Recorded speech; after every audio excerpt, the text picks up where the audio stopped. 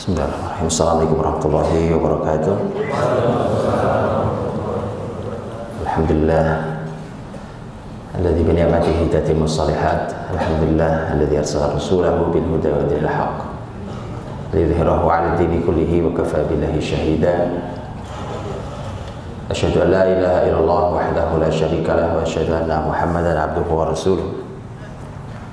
Allahumma shalli wa sallim wa barik ala Muhammadin wa ala alihi wa sahbihi ajma'in. Ya ayyuhalladzina amanu taqullaha haqqa tuqatih wa la tamutunna illa wa antum muslimun.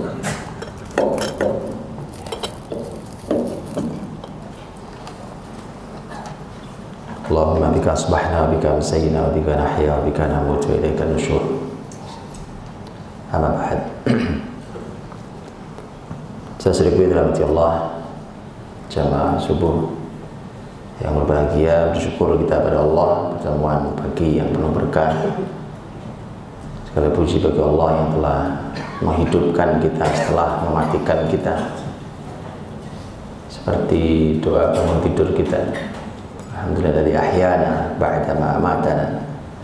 Segala puji bagi Allah yang telah menghidupkan kita setelah mati kita, artinya membangunkan kita setelah tidur kita. Karena memang tidur itu adalah wafat. Sebagaimana firman Allah, "Walladzi yatawaffakum bil-lail wa ya'lamu ma jarahtum bin-nahar." Dialah Allah yang telah mewafatkan kalian di malam hari. Jadi makanya kemudian begitu bangun kita mengucap syukur masih dihidupkan lagi setelah wafat kita. Hadirin berbahagia dirahmati Allah SWT. Tadi sudah dimukadimah oleh Ustaz kita tentang keterpurukan muslimin hari ini, yang sebenarnya kita juga mensyukuri di tengah keadaan yang ketertinggalan seperti itu. Sesungguhnya muslimin sudah mulai mencoba mencari jati dirinya sebagai muslim dan mencoba bangkit di mana-mana terlihat kebangkitan itu, di wilayah manapun di negeri ini, bahkan di luar negeri ini. Saat muslimin sedang ingin hadir kembali, dimulai dari kesadaran yang tinggi terhadap syariatnya. Karena Rasul juga menyampaikan bahwa semua hal yang terjadi pada muslimin ini, semua kekalahan ini, kata Nabi, la yanzi'ullahu ankum hatta tarji'u ila dinikum. Allah tidak mencabut ini dari kalian sampai kalian kembali ke agama kalian. Kaidahnya cuma itu. Kalau belum mau kembali, ya belum. Apa yang harus kembali, semua kembali memang. Semuanya kembali. Kalau hari ini alhamdulillah umpamanya semangat untuk mendekat ke Al-Quran berupa tahfidz Quran di mana-mana, itu luar biasa. Tentu masih jauh dari yang diharapkan kembali pada agama kalian. Kalau hari ini gelombang kata syariat di mana-mana, kata syariah, kata halal, apapun gitu. Kalau makan orang pengen yang halal, sekarang malah muncul tourism halal gitu. Saya juga tidak tahu maksudnya. Mungkin bagaimana bisa jalan-jalan tapi halal gitu ya. Mungkin apanya segala macam.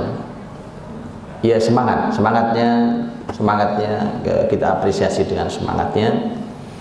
Tapi kata tarji'u ila dinikum masih perlu dicermati lebih panjang. Di antara yang harus kembali, dan tidak mungkin tidak, mesti harus kembali, Pak. Karena yang kita bawa ini adalah syariat, dan syariat ini sangat berbeda dengan yang lain. Syariat Islam ini berbeda dengan budaya manapun, dengan keyakinan manapun, dengan aturan manapun. Karena berbeda itulah maka karakter dan bebannya juga beda. Saya kasih contoh luar biasa. Dan ini bisa mudah kita potret dari kehidupan Rasul SAW.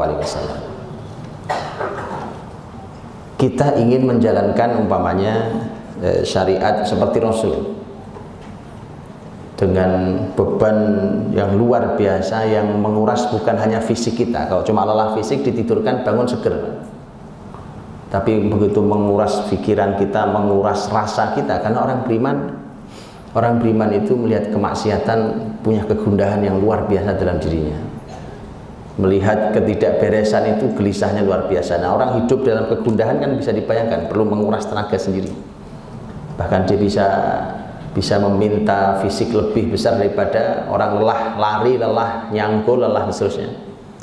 Maka dengan beban fisik sebesar itu, kalau pola hidup kita adalah pola hidup yang tidak sesuai dengan Rasul, maka tidak akan kuat fisik ini bawanya.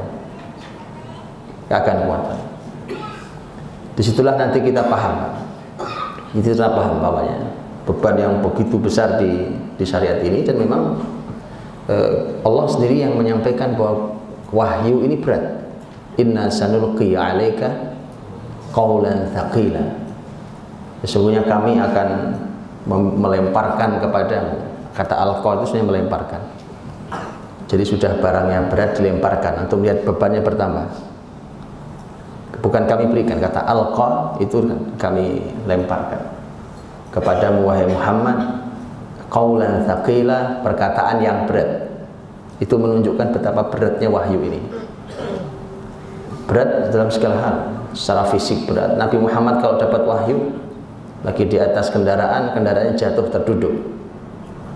Nabi Muhammad dapat wahyu, beliau lagi ngapain? Lagi bicara dengan sahabat, lagi duduk. Nabi sempat pasti terpingsan sesaat. Nabi Muhammad kalau dapat wahyu lagi bersandar di paha seorang sahabat, tiba-tiba terima wahyu, kata sahabat, seperti mau patah paha saya. Jadi memang berat betulan. Secara fisik wahyu itu berat memang. Nah, menjalankannya juga berat sekali. Berat sekali. Nah, dengan seperti itu keadaannya, maka fisik kita ini tidak boleh biasa, Pak. Memang tidak boleh biasa. Tidak bisa diatur dengan pola makan, pola istirahat, pola yang biasa, tidak bisa. Dia harus mengikuti Rasulullah SAW. Itulah kenapa harus masuk keseluruhannya. Dan seperti kalimat Nabi, hatta tarji'u ila dinikum, sampai kalian mau kembali ke agama kalian dalam segala hal. Di antara hal yang penting sekali adalah tema waktu ini. Tema waktu yang memang harus mulai kita atur dengan waktu yang dicontohkan oleh Quran, oleh hadis Nabi SAW. Nah, waktu yang kita bicarakan hari ini kan waktu pagi. Kesempatan hari ini kita akan bicara tentang waktu pagi. Dan kebiasaan Muslim, teman-teman, kebiasaan Muslim itu menggali konsep apapun harus dimulai dari Quran. Maka tanyakan dulu kepada Al-Quran, bagaimana cara Quran bicara tentang pagi. Kemudian tanyakan setelah itu pada Rasul, bagaimana dalam hadis beliau. Kalau sudah ada konsepnya begitu, kadang-kadang sudah ada konsepnya, kita tidak tahu cara menjalankannya, maka tanyakan, lihat dalam sejarah Nabi bagaimana Nabi menjalankannya. Kalau mau lengkap sekali, tanyakan kepada para sahabat, karena sahabat yang paling paham bagaimana menjalankan perintah Nabi SAW. Maka lengkap menjadi teori dan praktek. Di tema subuh demikian, di tema pagi muslimin juga menjadi tema yang harus dicek, dikonsep, dilihat dari semua sudut itu. Jadi saudara rahmati Allah Subhanahu wa taala, orang-orang beriman ini, orang-orang beriman Masya Allah punya cara hidup yang berbeda. Kalau kita bahkan diminta untuk bangun sebelum waktu subuh, maka tentu itu bukan bangunnya orang selain muslim. Bukan kebiasaan bangunnya orang-orang yang malam harinya habis untuk sia-sia dan maksiat, bukan. Tidak akan pernah sama. Sehingga muslimin tidak boleh sama. Malam harinya harus beda, sebelum subuh harus beda, subuhnya akan berbeda, dan begitulah nanti sepanjang harinya. Nah, saudara rahmati Allah, Al-Quranul Karim mengungkap tentang kata pagi dengan berbagai macam kata. Saya tidak akan bahas semuanya.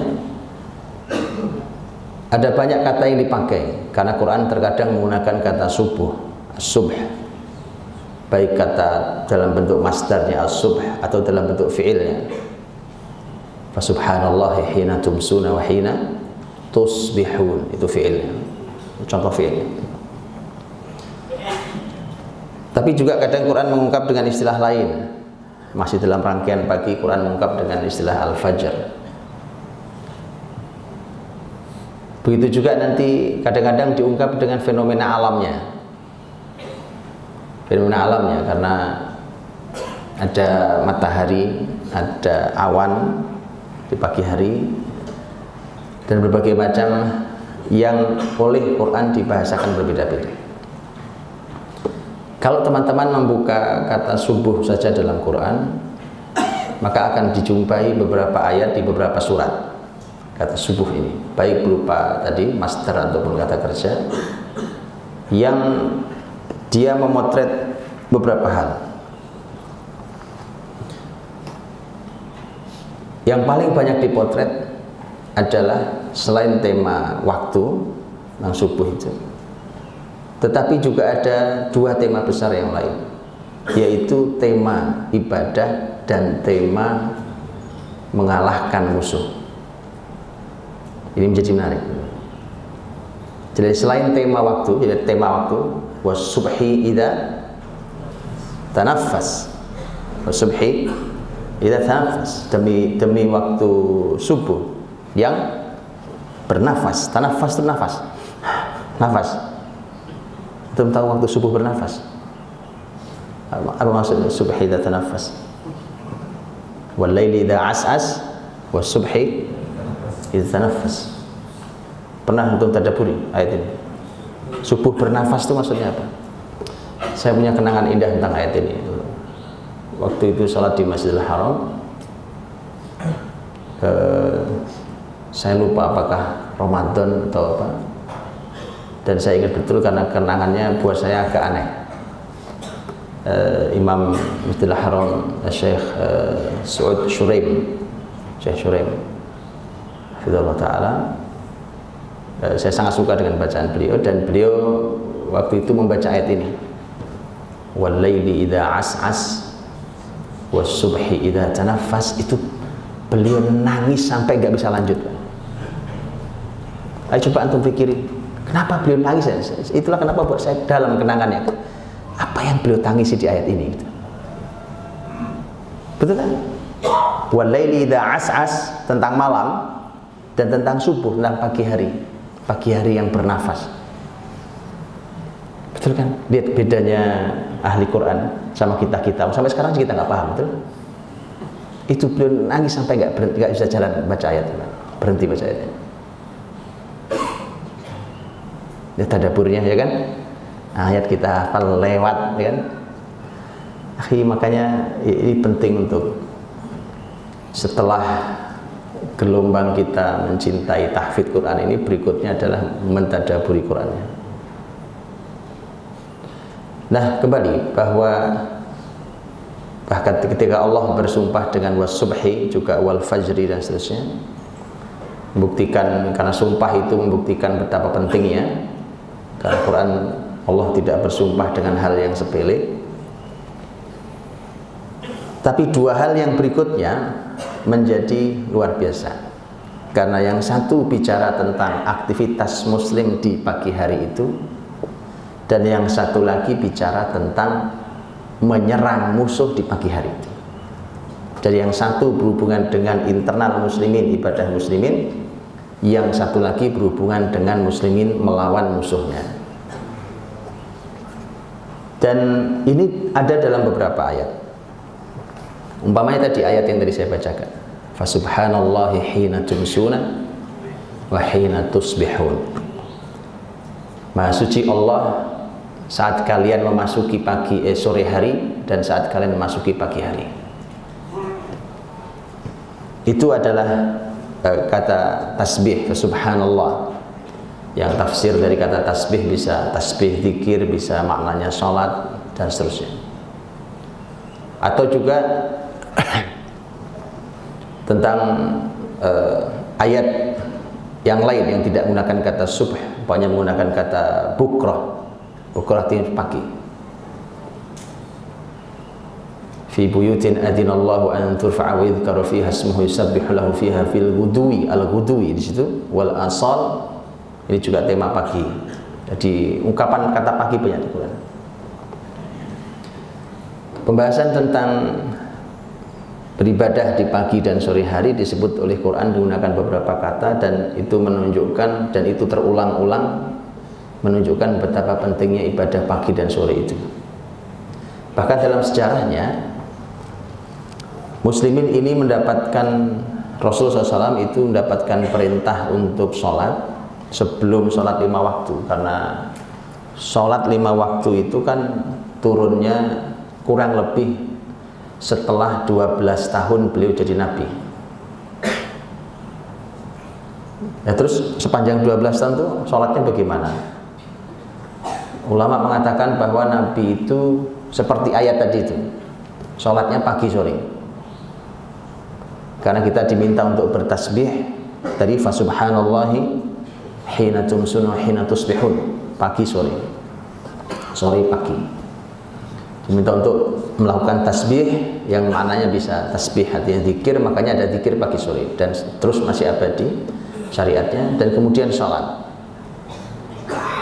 Dahulu awal sebelum dapat perintah sholat 5 waktu, sholat muslimin 2 rakaat pagi 2 rakaat sore. Sholatnya Rasul 2 rakaat pagi dan 2 rakaat sore. Begitu mendapatkan perintah 5 waktu, maka ada yang ketambahan 1 menjadi 3, ada yang ketambahan 2 jadi 4.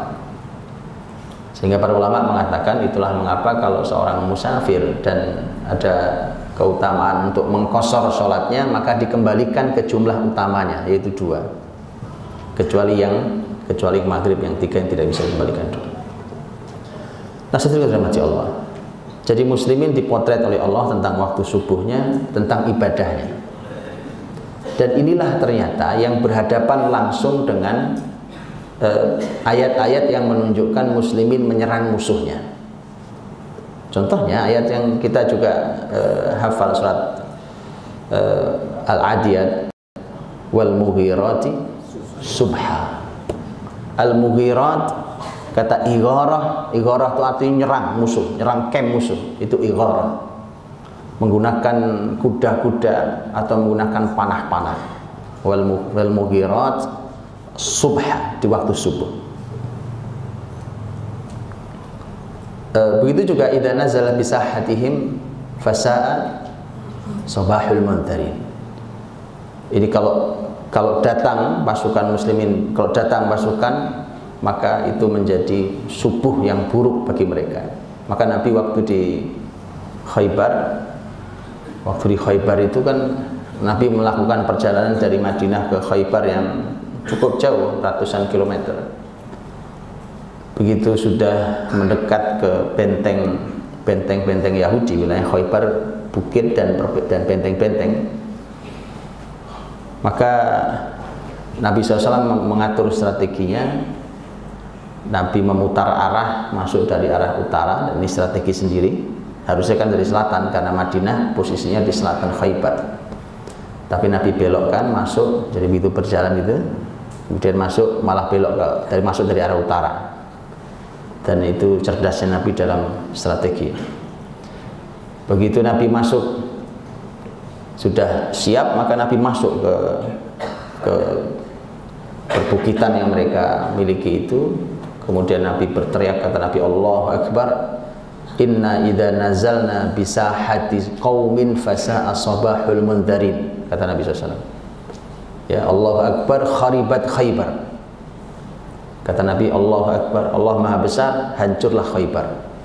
Dan kami kalau hadir di sebuah masyarakat, maka ini menjadi pagi yang buruk buat mereka. Itu bahasa Rasulullah SAW. Maka masyarakat Yahudi yang sudah mulai ke kebun, mulai bersiap-siap untuk bekerja, itu pada lari kabur masuk benteng masing-masing. Dan itu menjadi hari penaklukan Khaybar, penaklukan Yahudi tahun 7 Hijriah. Nah, teman-teman dirahmati Allah SWT. Maka lihat berhadapannya 2 hal ini, ya. Dan kalau bicaranya temanya tema rezeki, ini semua rezeki. Kemenangan besar itu rezeki. Rezeki bukan cuma masalah uang. Bahkan di situ dapat rezeki. Karena begitu kemenangan besar Khaybar, rezeki melimpah. Bahkan muslimin mengatakan baru kali ini kami merasakan tahu artinya kenyang itu. Karena memang selama ini muslimin hidup saat itu, muslimin hidup tidak dalam keadaan berkecukupan.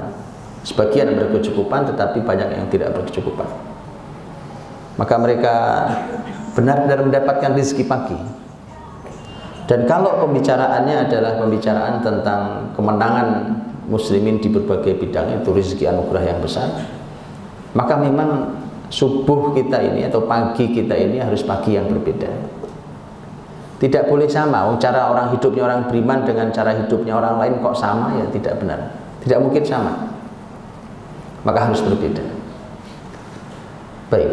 Kemudian dengan itulah maka Nabi SAW biasa memberangkatkan, kalau Nabi memberangkatkan pasukan di pagi hari. Dan sekali lagi, kemenangan terhadap berhasil menegakkan syariat Allah, menjatuhkan bendera musuhnya, dan bahkan ghanimah. Karena ghanimah itu teman-teman, harta rampasan perang itu kalau antum baca di buku-buku perekonomian Islam pertama-tama dulu, umpamanya kitab-kitab termasuk buku-buku awal Al-Qadhi Abu Yusuf umpamanya, atau Abu Ubaid Qasim bin Salam, yang menulis buku-buku awal yang jadi inspirasi berikutnya tentang mengatur harta negara. Maka muncullah kitab Al-Kharaj, muncullah kitab Al-Amwal.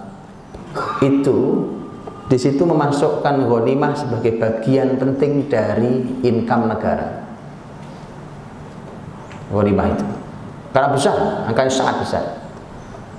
Tidaklah kekhilafahan Islam perekonomiannya berubah luar biasa di masa Khalifah Umar radhiyallahu anhu, kecuali setelah muslimin berhasil membuka wilayah-wilayah itu. Wilayah Irak yang sangat subur, wilayah Syam, wilayah Mesir yang sangat subur. Dan wilayah-wilayah inilah yang kemudian menjadi sumber penghasilan muslimin, ya. Dan itu hasil angkanya sangat besar. Dan itu semuanya hadirin dirahmati Allah, Quran memotretnya, pembahasan tentang wal mughirati subha, pembahasan tentang penyerangan musuh di pagi hari. Nah kemudian hadirin, Al-Quran Karim juga memotret aktivitas sebelum waktu subuh, dan itu adalah waktunya orang beriman bangun, yaitu waktu sahar. Waktu sahar Allah berfirman wabil asharihum yastaghfirun. Dan pada waktu sahur, waktu sahur berarti harus sebelum subuh, karena subuh sudah selesai sahurnya. Apapun waktu sebelum subuh, waktu sahar. Pada waktu sahur itu, waktu pagi itu, muslimin beristighfar, yastaghfirun. Makanya ketika kita bangun sebelum subuh, melakukan aktivitas tahajud umpamanya, kemudian maka sisakan waktu juga untuk Al-Quran dan istighfar, karena itu yang dipotret juga di dalam Al-Quran selain tahajud. Kalau tahajud Allah berfirman wa minal laili fatahajjad bihi nafilatan lak. Tapi bicara tentang qiyamul lail, Quran mengatakan ya ayyuhal muzammil qumil laila illa qalila nisfahu aw inqus minhu qalila aw zid alaihi wa rattilil qur'ana tartila. Tartilkan Quran. Bicara tentang istighfar ini, wabil asharihum yastaghfirun. Jadi waktu sahur, setelah aktivitas tahajudnya kemudian baca Qur'annya, ternyata ada aktivitas istighfar secara spesial. Ini spesial, jadi 3 poin itu saya hanya ingin bicara tentang istighfar.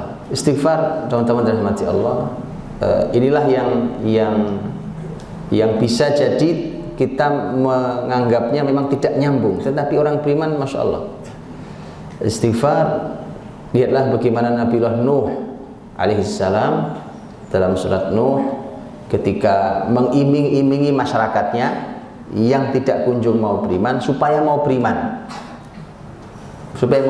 dan selalu begitu teman-teman ya, bahasanya orang yang tidak beriman itu bahasa harta, bahasa duniawi, baru kalau bicara nyambung. Nah, kalau pembahasan ngobrol kita kok cuma ngobrol harta, berarti memang level kita belum naik. Jadi kalau segala hal di kepala kita adalah harta, memang level kita belum naik. Karena mengiming-imingi mereka itu level mereka yang belum beriman itu. Iming-imingi supaya mau beriman tapi pakai urusan harta. Lihat ayatnya, faqultu astaghfiru rabbakum innahu kana ghaffara yursilis samaa'a 'alaikum midrara wa yumdidukum bi amwalin wa banina wa yaj'al lakum jannatin wa yaj'al lakum anhara. Nabi Nuh ngadu pada Allah, ya Allah, aku sudah pernah berkata pada mereka, ini enggak kunjung beriman juga mereka. Istighfarlah kalian pada Rabb kalian, karena Dia Maha Pengampun. Kalau kalian sudah istighfar, Allah berikan balasan. Yursilis samaa'a 'alaikum midrara. Allah kirimkan hujan yang deras. Mereka perlu hujan karena padang pasir, perlu hujan yang cukup. Yursilis samaa'a 'alaikum midrara wa yumdidukum bi amwalin wa banin. Dan kalian diberi Allah al-amwal wal banin, harta dan anak keturunan. Jadi kasih hujan dulu, begitu hujan kemudian keturunan, begitu kemudian harta, kemudian keturunan. Wa yaj'al lakum jannati wa yaj'al lakum anhara. Kemudian Allah menjadikan untuk kalian kebun-kebun yang hijau. Hijau itu kenikmatan sendiri. Wa yaj'al lakum anhara, dan Allah jadikan sungai-sungai yang mengalir, ada airnya sungainya. Hal ini ternyata sumber awalnya adalah istighfar.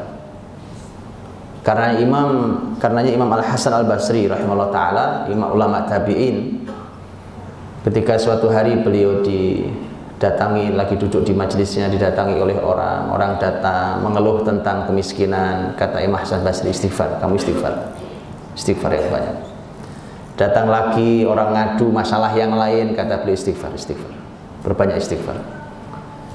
Dan hari itu datang beberapa orang dengan masalah berbeda-beda. Solusinya Imam Al-Hasan Al-Basri adalah istighfar. Sampai muridnya nanya, ya Syekh, ini dari tadi orang datang bolak-balik masalahnya beda-beda, kenapa solusinya istighfar? Kata beliau, tidakkah kau membaca ayat faqultu astaghfiru rabbakum innahu kana ghaffara yursilis samaa'a 'alaikum midrara wa yumdidukum bi amwalin wa banina wa yaj'al lakum jannati wa yaj'al lakum anhara. Jadi istighfar itu kan orang memohon ampun. Astagfirullah, orang mohon ampun pada Allah Subhanahu wa taala. Orang mohon ampun pada Allah Subhanahu wa taala, ternyata efeknya itu sampai pada urusan fisik. Kan urusan hujan itu urusan fisik. Urusan harta, urusan anak, urusan hijau kebun yang indah, urusan sungai yang mengalir. Itulah memang begitu gaya hidup orang beriman. Orang beriman tugas istighfar. Setelah itu Allah balas, itu balasan dari Allah SWT. Dia jadi istighfar itu. Itulah mengapa kalau tidak kunjung hujan, kan kita disyariatkan untuk salat istisqa, bukan? Salat istisqa, salat minta hujan itu kan itu disunnahkan untuk orang datang menggunakan pakaian yang sangat amat sederhana. Begitu salah satu sunnahnya. Bukan pakai pakaian yang rapi, yang kelihatan mahal. Justru harus menunjukkan kesederhanaannya. Datang dengan tawaduknya, bahkan bisa datang bawa binatang untuk untuk memelas sama Allah. Ya Allah, kita ini banyak dosanya, dan isi khutbahnya adalah isi mengingatkan akan dosa. Salat istisqa. Kemudian memohon pada Allah dengan hati yang tawadhu. Bawa binatang tujuannya apa? Seakan ingin kita bicarakan bahwa kalau hujan tidak turun karena dosa kami, tapi binatang ini jangan sampai jadi korban gara-gara kami. Dia punya hak itu. Karena Nabi juga mengatakan, laulal bahaim, kalau bukan karena ternak itu, Allah bisa tidak menurunkan hujan sama sekali, karena dosamu kalian sangat banyak sekali. Makanya perlu kita terima kasih pada binatang itu. Ya. Dan istilah mengapa, teman-teman, bahwa apa yang kita lakukan di pagi hari berupa istighfar tadi itu berhubungan erat dengan rizki-rizki kita. gitu ya. Jadi apapun masalah antum ya, yang rezekinya masalah, yang kesehatannya masalah, yang belum juga dapat jodoh ya kan ya, itu apapun masalahnya solusinya istighfar ya, istighfar yang banyak ya, Masya Allah, istighfar yang banyak. Faqultu astaghfiru rabbakum innahu kana ghaffar. Dan itu aktivitas muslimin sebelum subuh sebenarnya. Secara spesial itu aktivitas untuk sepanjang hari, tapi yang spesial Allah sampaikan adalah di waktu sahar, wabil asharihum yastaghfirun. Di waktu sahar mereka beristighfar. Jadi dipenuhi istighfar di waktu sahar. Istighfar itu teman-teman kan tahu ada sayyidul istighfar. Betul ya? Sayyidul istighfar. Allahumma anta rabbi la ilaha illa anta khalaqtani wa ana abduka wa ana ala ahdika wa wa'dika mastata'tu a'udzubika min syarri ma sana'tu abu laka bi ni'matika alayya wa abu bi dzambi faghfirli fa innahu la yaghfiru dzunuba illa anta. Teman-teman lihat. Sebenarnya istighfar itu kan astagfirullah, itu istighfar. Astagfirullahaladzim, astagfirullahaladzim wa atubu ilaih, istighfar. Tapi kenapa bacaan yang tadi yang panjang itu disebutnya sayyidul istighfar? Ini adalah penghulunya istighfar, tuannya istighfar. Jadi kalau mau istighfar, ini yang paling utama yang tadi itu. Dan menariknya sayyidul istighfar itu juga diperintahkan untuk dibaca pagi dan sore hari, bukan? Pagi itu untuk mengawal sepanjang siang sampai ketemu sore, sore itu untuk mengawal sepanjang malam sampai ketemu pagi. Maka salah satu yang diminta oleh Allah agar kita untuk mengawal hari-hari kita itu adalah dengan istighfar.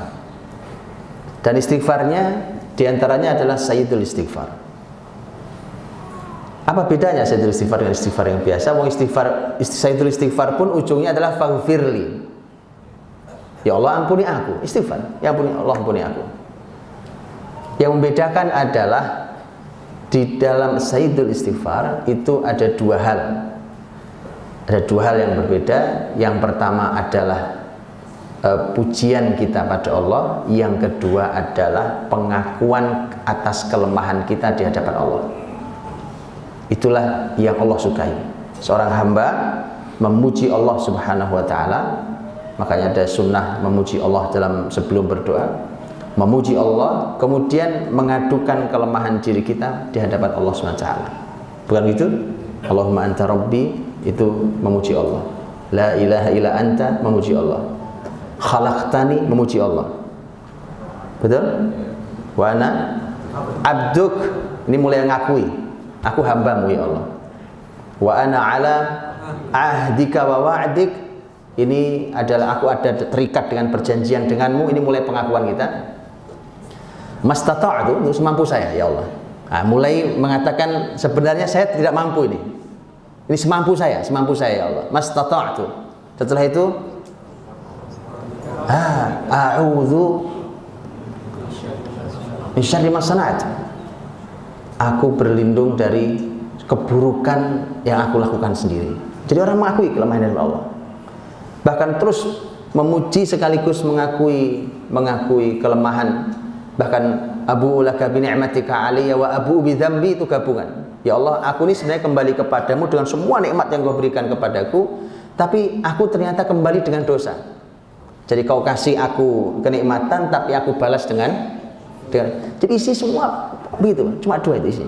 Satu pujian, dua pengakuan. Setelah itu baru faghfirli. Itu kenapa menjadi sayyidul istighfar.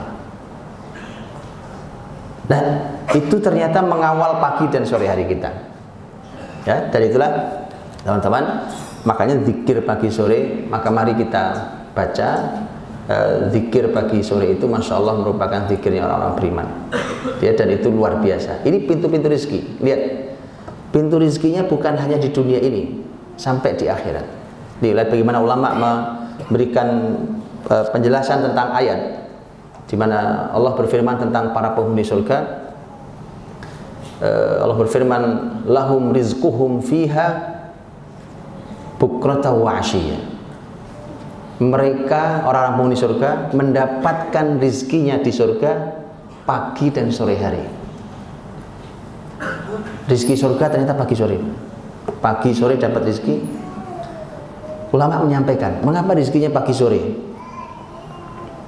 Kenapa rizkinya pagi sore? Ini sebagai balasan atas orang-orang beriman berzikir kepada Allah di pagi sore hari waktu di dunia. Itu satu. Yang kedua juga balasan Allah atas orang-orang beriman menahan dirinya dari makan, dari minum. Kan kalau orang zikir nggak mau sambil makan, kan? Zikir ya zikir, ya nggak sambil makan minum. Berzikir ya berzikir. Maka karena dia menahan diri itulah, maka kemudian nanti di surga Allah berikan rezeki pagi sore hari, karena dia menahan rezeki pagi sore gara-gara untuk berzikir pada Allah pagi sore hari. Dan bukankah itu yang Allah sampaikan, orang-orang yang penghuni surga itu adalah orang yang berhasil masuk surga adalah orang-orang yang wanahan nafsa 'anil hawa fa innal jannata hiyal ma'wa. Orang-orang yang berhasil nahan nafs itu naha itu melarang, nafs itu jiwa kita, 'anil hawa dari hawa nafsu kita. Karenanya orang beriman itu harus punya kemampuan melarang jiwanya. Nah, berarti harus ada ngobrolnya, Pak. Harus ada bincang dengan jiwanya. Gak boleh, wahai jiwaku. Masya Allah, ini orang-orang soleh dulu biasa ngobrol sama jiwanya, Pak. Penyair, salah satu penyair hebat sahabat, yaitu sahabat mulia Abdullah bin Rawahah radhiyallahu anhu yang meninggal di Mu'tah, di perang Mu'tah, karena Nabi SAW mengutus muslimin ke arah Mu'tah. Mu'tah itu sekarang masuk wilayah Yordania, dan artinya jauh dari Madinah, jauh ke arah Yordania. Dan Mu'tah ini Nabi mengirim tiga panglima sekaligus bergantian. Kan Nabi tunjuk ke putra angkat beliau, kan, Zaid bin Harithah radhiyallahu anhu, kemudian Ja'far bin Abi Thalib, kemudian Abdullah bin Rawahah. Itu bergantian karena Nabi sudah katakan kalau ini meninggal ganti ini meninggal ganti ini. Semua sahabat tahu tiga-tiganya, oh kalau itu saya meninggal. Jadi sahabat itu Masya Allah, oh kalau gitu saya meninggal deh, iya, karena Nabi sudah tunjuk kalau ini meninggal ganti yang ini meninggal ganti yang ini, dan tiga-tiganya meninggal. Tiga-tiganya sekarang dimakamkan, ada makamnya di Jordania. Abdullah bin Rawahah itu begitu melihat musuh dan dia sudah harus pegang kendali itu kepemimpinan, itu sempat gentar jiwanya. Sempat gentar jiwanya itu karena melihat musuh begitu besar, ya, pasukan Romawi. Begitu gentar apa yang dilakukan oleh Abdullah bin Rawahah, karena dia seorang penyair, maka dia bersyair. Isi syairnya apa? Ngobrol dengan jiwanya sendiri, bicara dengan jiwanya. Ini diantara bunyi syairnya, diantaranya dia mengatakan bahwa wahai jiwaku, kalaupun kau tidak terbunuh di sini, kau kan juga akan mati. Jadi silahkan pilih aja, kamu mau mati di mana, ya kan? Kalaupun tidak mati, nggak terbunuh di perang ini, kau nanti juga mati sama aja gitu. Cuma di sini mati mulia. Dan nanti salah satu kalimat penutupnya dia mengatakan, mali araki takrahinal jannah. Wahai jiwaku, mengapa aku lihat engkau membenci surga? Jadi diajak ngobrol jiwanya, Pak. Gitu ya. Antum biasa ngajak ngobrol jiwa. Ayo diajak ngobrol, karena itu tadi ayat wanahan nafsa 'anil hawa. Orang yang mampu melarang. Melarang itu kan pakai obrolan. Melarang jiwanya. Abdullah bin Rawahah itu sampai keluar betul kalimatnya, ngobrol sama dirinya sendiri. Antum kalau ke makamnya Abdullah bin Rawahah, itu syairnya itu dituliskan di makamnya sekarang. Syairnya Abdullah bin Rawahah itu ditulis di makamnya. Mali araki takrahinal jannah. Mengapa aku lihat wahai jiwaku engkau membenci surga? Ayo maju, kenapa takut? Padahal dirinya sendiri wajah ngobrol. Masya Allah.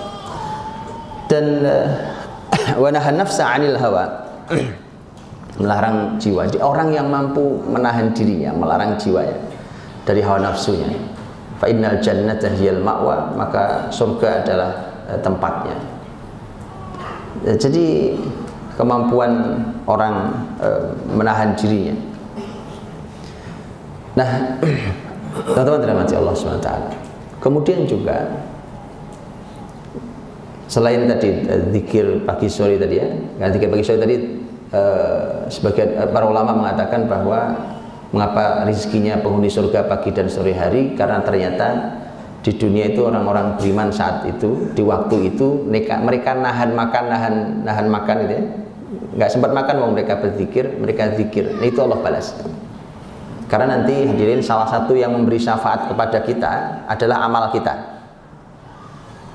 Al-Quranul Karim yang kita akrabi di dunia, dia akan memberi syafaat untuk kita, dan dia akan berkata pada Allah, ya Allah, beri dia syafaat karena dulu akulah yang membuat dia menahan ngantuknya. Betul kan? Jadi memang sudah dari dulu gitu, baca Quran tuh ngantuk. Karena dia mampu menahan dirinya dari, harusnya sudah ngantuk tidur, tapi dia masih membaca Al-Qurannya gitu ya, lelah dia. Masya Allah, para penghafal Quran duduk lelah, dia tahan jiwanya, ya, itulah orang-orang yang akan dapat kemuliaan.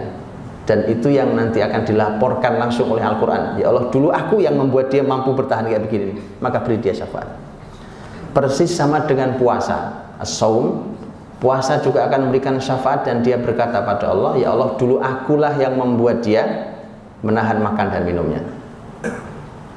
Jadi memang menahan diri itu kebiasaan orang beriman, hadirin. Bukan mengumbar diri. Mengumbar diri itu binatang. Baik. Dan itu pagi hari diantaranya ada tema pagi, dan masya Allah jangankan cuma di dunia, rezekinya di akhirat saja pembahasannya juga pagi hari dan sore hari. Kemudian juga hadis Nabi SAW yang sahih muttafaq alaih, yang disampaikan oleh sahabat mulia Abu Hurairah radhiyallahu anhu tentang tema infak di pagi hari. Ma min yaumin yusbihul ibad. Tidak ada satu hari, tidak ada satu pagi, ya, tidak ada satu hari di mana pagi hari itu para hamba hadir di pagi hari itu, kecuali ada malakan, ada dua malaikat. Yang satu berkata, Allahumma a'ti munfiqan khalafa. Ya Allah, berikan kepada orang yang berinfak khalaf. Kata khalf dalam bahasa Arab itu artinya belakang, Pak. Belakang itu maksudnya ada yang nyusul di belakang. Ini jalan, ada yang nyusul, hilang, datang lagi yang belakang. Itu kata khalf namanya. Sehingga diterjemahkannya menjadi pengganti. Saya datang, kemudian pergi, di belakang sudah ada yang gantikan, terus begitu, terus. Maka kata khalf artinya khalafa itu pengganti yang datang belakangan. Syaratnya adalah berinfak di pagi hari. Karena hadisnya berbunyi yusbihul ibad, di sore pagi hari. Malaikat berdoa Allahumma a'ti munfiqan khalafa, yang satu lagi berdoa Allahumma a'ti mumsikan talafa. Ya Allah, berikan kepada orang yang mumsik. Mumsik itu nahan hartanya, dipegangi. Kata amsak itu artinya megangi, Pak. Nah itu. Jadi orang yang pelit itu faktornya karena dia megangi harta kekencengan, megangnya. Kata mumsik itu megangi, dipegangi itu. Nggak lepas, dipegangi gitu. Nggak lepas-lepas. Orang yang megangi harta begitu sampai hartanya tidak keluar, didoakan talaf. Kata talaf itu artinya hilang, musnah, lenyap. Talaf. Maka masya Allah teman-teman, ternyata ini adalah pembuka rezeki pagi hari. Ya kan? Didoakan malaikat loh. Doakan malaikat itu kan artinya tidak ada doa malaikat yang tidak didengar Allah SWT. Karena malaikat ini makhluk yang tidak pernah berbuat maksiat dan selalu menjalankan perintah Allah. Didoakan malaikat. Jadi malaikat tiap pagi begini nih. Nah ini ada yang berdoa ini. Malaikat berdoa. Yang satu doanya, ya Allah, berikan pada orang yang infak pagi ini gantinya, kasih gantinya. Gantinya tidak ditentukan oleh Allah Subhanahu Wa Taala. Terkadang Allah yang Maha Tahu, biarkan Allah yang mengganti. Jadi mengganti itu jangan selalu juga difikirkan uang lagi. Infak uang dapat ganti uang. Kenapa? Karena terkadang harta yang paling mulia bukan uang. Terkadang kita memerlukan kesehatan, bukan? Begitu sakit orang tahu, ya Allah, mahalnya harta yang satu ini. Gitu. Itu makanya biarkan Allah yang tahu gantinya apa, terserah Allah. Makanya kalimatnya pun khalafan. Khalafan itu penggantinya pun apa saja terserah Allah. Allah yang maha tahu apa yang kita perlukan hari ini. Kalau orang punya masalah besar kemudian diberikan solusi jalan keluar, masya Allah, itu luar biasa.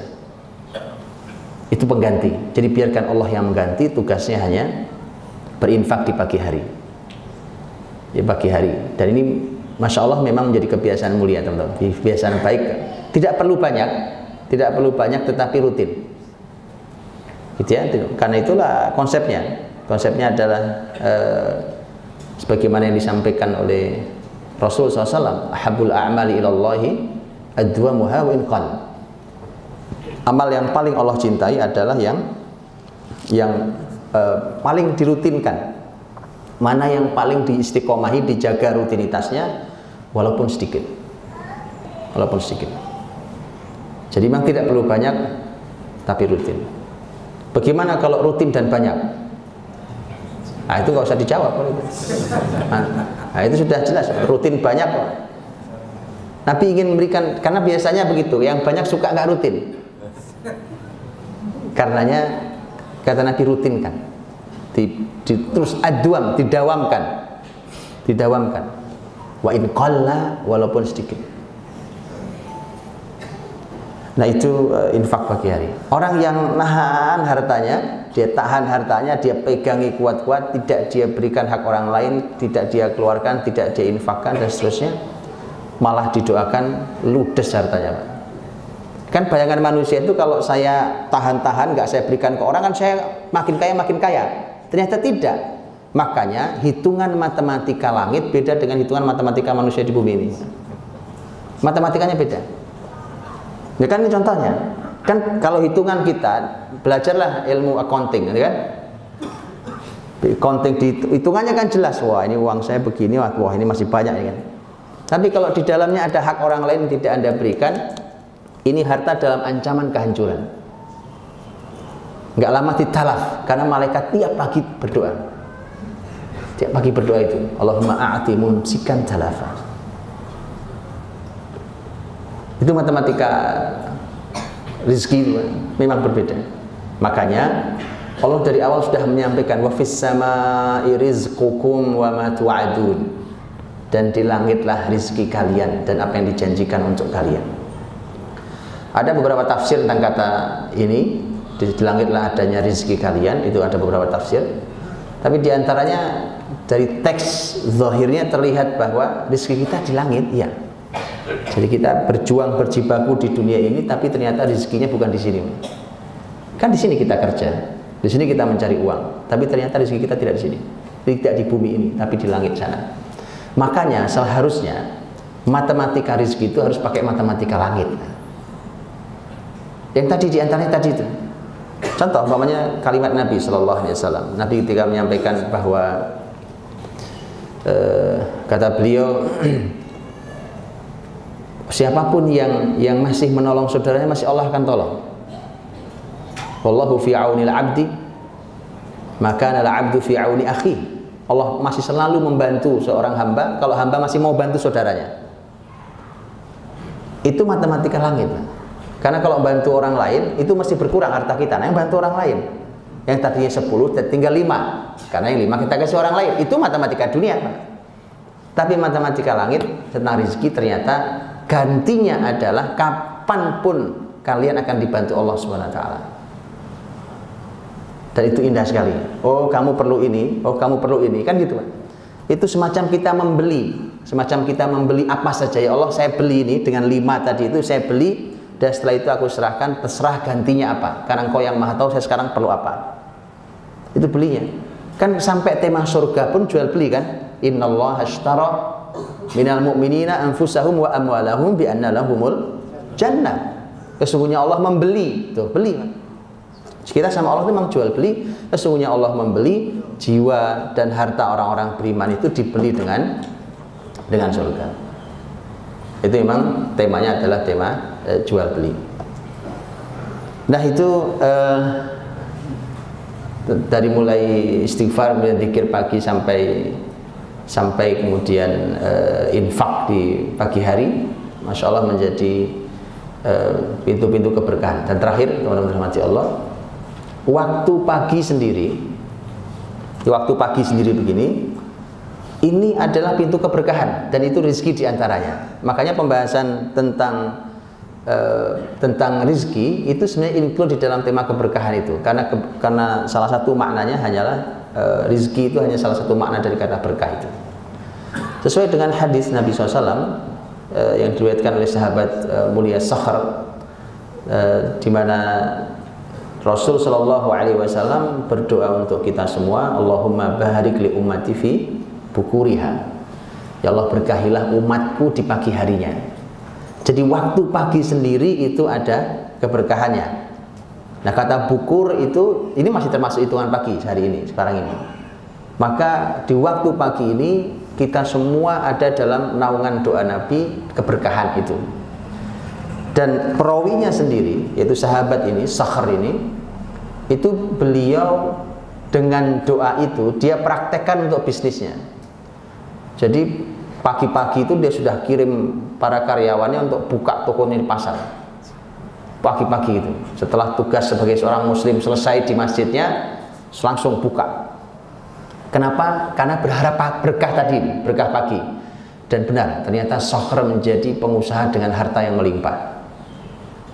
Jadi harta uang itu hanya sebagian dari pembahasan keberkahan. Jadi ambil keberkahan di pagi hari seperti ini, gitu ya. Makanya sahabat mulia Abdullah bin Abbas radhiyallahu anhuma itu di waktu duha pernah melihat anaknya tidur waktu duha. Ini sebentar lagi waktu duha, sebentar lagi. Betul lihat anaknya tidur di waktu duha, kemudian ditegur sama sang ayah, sama Abdullah bin Abbas. Apakah kamu tidur di waktu Allah membagi rezeki? Gitu. Jadi kalau teman-teman tidur di waktu duha, nggak kebagian rezekinya. Allah lagi bagi-bagi rezeki, kalian tidur. Gitu. Itu Masya Allah, itu kalimat orang hebat, Abdullah bin Abbas, ilmuwan besar kalangan sahabat. Kan tadi ini tebaran pagi ini, tebaran keberkahan. Jadi pagi ini tebar keberkahannya berdasarkan doa Rasul Sallallahu Alaihi Wasallam.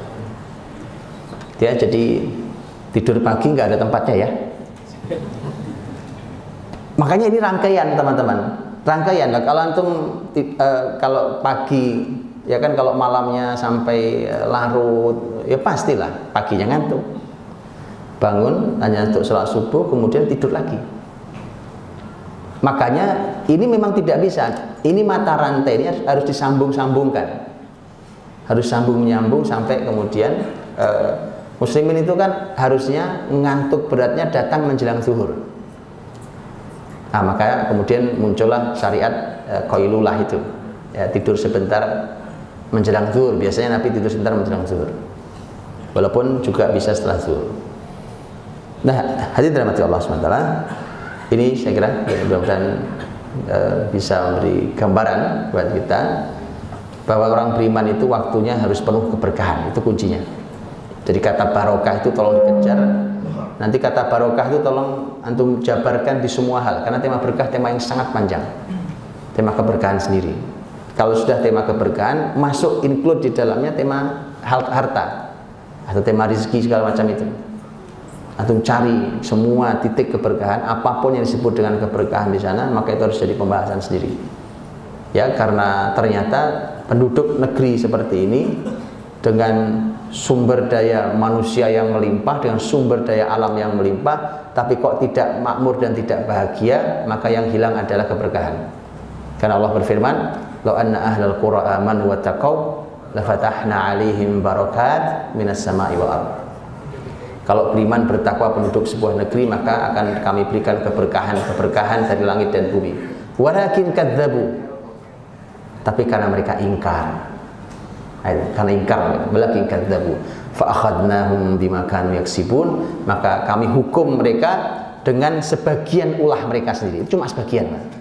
Karena kalau setiap dosa kita selalu dibalas di dunia, nggak kuat kita juga. Jadi hukuman-hukuman ini sebenarnya hanya sebagian dari ulah kita, efek dari sebagian ulah perilaku yang maksiat, dan jadi yang kurang adalah keberkahannya. Ya, kalau sudah semelimpah luar biasa tapi kok kemudian tidak kunjung muncul bahagianya, nah itu maka yang menjadi masalah adalah keberkahan yang hilang. Dan keberkahan itu tadi syarat besarnya adalah iman dan takwa, tapi kemudian teknis detailnya termasuk diantaranya pembahasan pagi hari. Pagi hari dijagain betul, di waktu pagi itu dijaga betul, makanya orang beriman jangan kesiangan, ya. Dan kalau waktu pagi jangan tidur, jangan tidur. Seperti Abdullah bin Abbas tadi katakan, apakah kamu tidur nak di saat Allah sedang membagi rezeki sekarang ini? Wallahu a'lam bishawab. Semoga ada manfaatnya. Masih ada waktunya untuk tanya jawab atau sudah habis? Ya. Fadhil Ustaz. Nama saya Yudhan Haidin dari Tiga Iman Surabaya. Bagaimana jika kita seorang mahasiswa yang setiap hari banyak tugas lalu malam sering begadang dengan tugas? Padahal kita tahu sebaik itu kita tidak boleh sampai begadang agar paginya tidak ngantuk bertidur.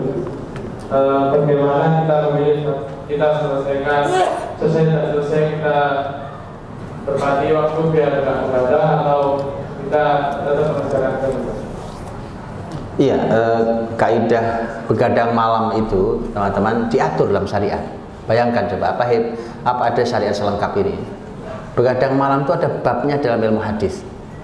Teman-teman kalau buka Sahih Bukhari ada babnya. Bayangkan ya, begitu penting tema ini sampai Imam Bukhari saja harus buat babnya. Bab as-samar fil fiqh. Bab begadang malam untuk fikih. Antum ngapain begadang malamnya? Untuk fikih. Tugas. Kalau untuk fikih ada babnya Pak. Kalau untuk yang lain saya tidak nemu babnya. Itu ada babnya dalam Sahih Bukhari, silakan dibuka. Bab orang begadang malam untuk menyelesaikan urusan fiqh, urusan ilmu di syariat ini. Nah, ilmu syariat itu ada syariat begadang malamnya. Atau kalau dalam hadis Nabi SAW adalah urusan muslimin. Nah itu ya, itu lebih umum, mungkin bisa masuk di situ urusan antum, urusan muslimin. Tapi saya sering sampaikan di dalam pembahasan tentang begadang malam itu sesungguhnya poinnya adalah poin pengecualian. Karena Aisyah radhiyallahu anha mengatakan bahwa ketika menegur ponakannya yang begadang ngobrol habis sholat isya, Aisyah mengatakan tidak begini nak cara Nabi menghabiskan malam. Nabi tidak suka tidur sebelum isya, tapi Nabi juga tidak suka begadang melek setelah isya, kecuali ada urusan muslimin. Namanya kecuali, saya bilang kalau antum paham kata kecuali, pengecualian itu nggak banyak. Apa ada pengecualian banyak? Apa ada? Ini jamaah umpamanya jumlahnya 300 orang umpamanya.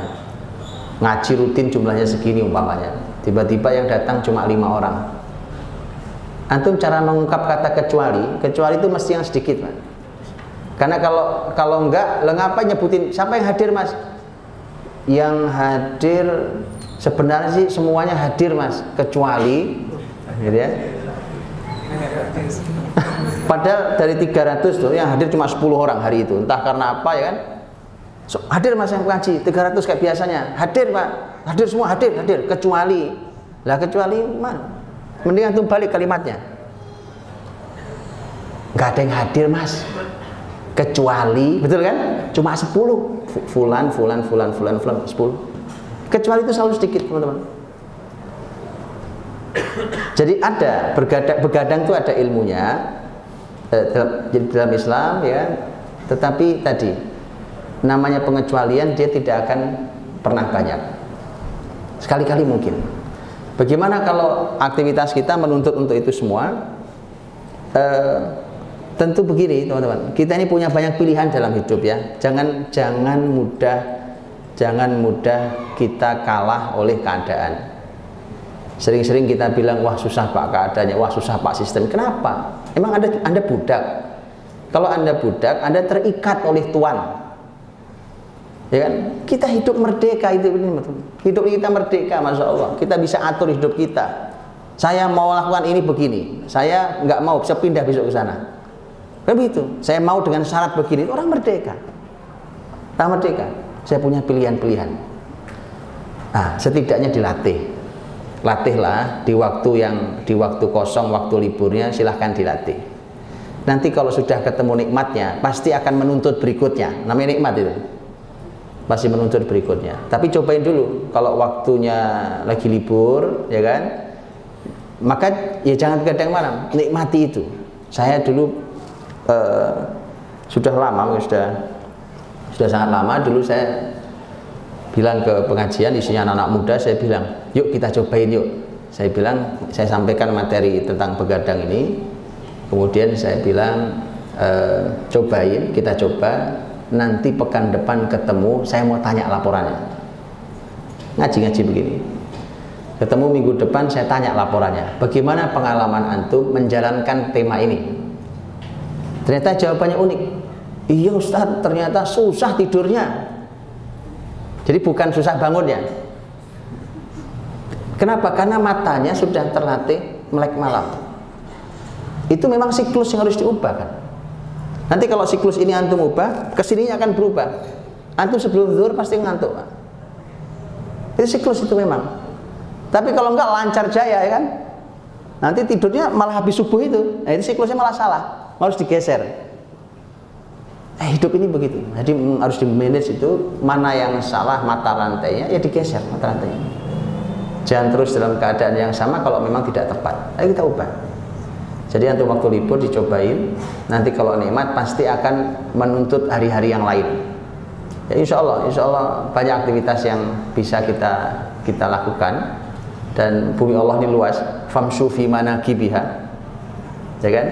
Silahkan berjalan di jalan-jalan di bumi ini untuk cari rezeki, itu banyak jalan cari rezeki. Insya Allah. Jadi mudah-mudahan dimudahkan. Wallahu a'lam. Baik, kita tutup dengan doa, mudah-mudahan Allah berkahi pagi hari kita dan Allah berikan kita rezeki yang halal. Allah berikan kepada kita solusi atas seluruh permasalahan kita. Allahumma shalli wa sallim wa barik ala sayyidina Muhammadin wa ala alihi wa sahbihi ajma'in. Walhamdulillahirabbil alamin. Hamdan yuwafi ni'amahu wa yukafi mazidah, ya rabbana lakal hamd. Walaka syukru kama yanbaghi li jalali wajhikal karimi wa 'azimi sultanik. Allahumma barik lana fi a'malina wa barik lana fi a'marina. Allahumma barik lana fi awqatina. Allahumma barik lana fi ta'amina wa syarabina wa madinatina wa biladina. Allahumma la sahla illa ma ja'altahu sahla wa anta taj'alul hazna idza syi'ta sahla. Rabbi yassir wa la tu'assir, Rabbi tammim bil khair. Rabbana taqabbal minna innaka antas samiul alim wa tub alaina innaka antat tawwabur rahim waghfir lana innaka antal ghafurur rahim. Rabbana atina fid dunya hasanah wa fil akhirati hasanah wa qina adzaban nar. Subhana rabbika rabbil izzati amma yasifun wa salamun alal mursalin walhamdulillahi rabbil alamin. Subhanallah wa bihamdika asyhadu an la ilaha illa anta astaghfiruka wa atubu ilaik. Mohon maaf atas salah kurangnya. Assalamualaikum warahmatullahi wabarakatuh.